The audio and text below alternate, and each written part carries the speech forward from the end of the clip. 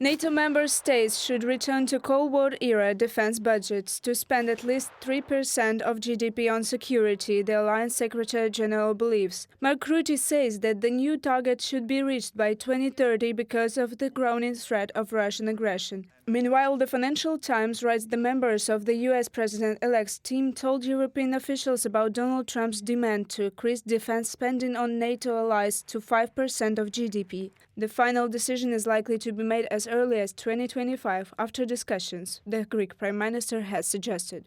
It will become clear once we interact with the new US president what is the figure that we will agree on within NATO. It will be more than 2%, but let's not put a figure on it because we all have our national considerations and we should not forget that we work within a European framework. We need to look at all the means of how we collectively advance European defense. Kyriakos Mitsotakis, Prime Minister of Greece, from the political publication. We have to understand the threat is much more wide that we imagine. Okay? It's about our democracy. It is about influencing our public opinions. It's not only about the war in Ukraine on the ground. It won't stop. And we have to be prepared. It's about Russia today or maybe about another tomorrow. We have to understand that peace and security that we've known for years and we've been given for granted is not granted no more.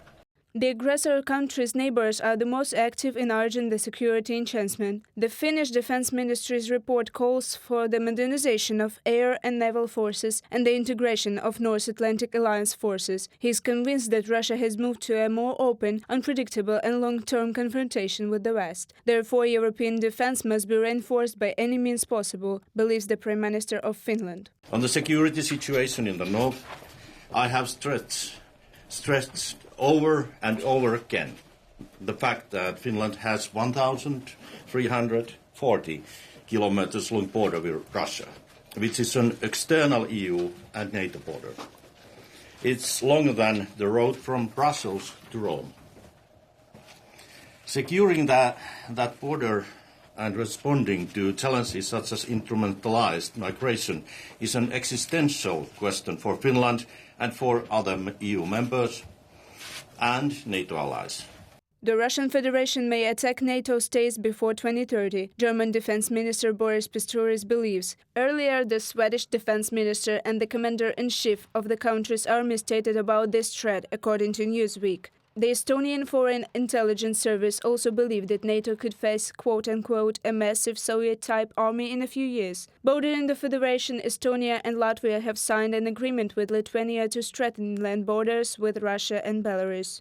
Russia poses a direct threat to Europe's security, but security comprises different elements, and they are different in the east, south, north and west. We see a range of hybrid threats across Europe, including sabotage, cyber attacks, the use of unregistered shadow fleets, GPS jamming and damage to critical infrastructure like cables.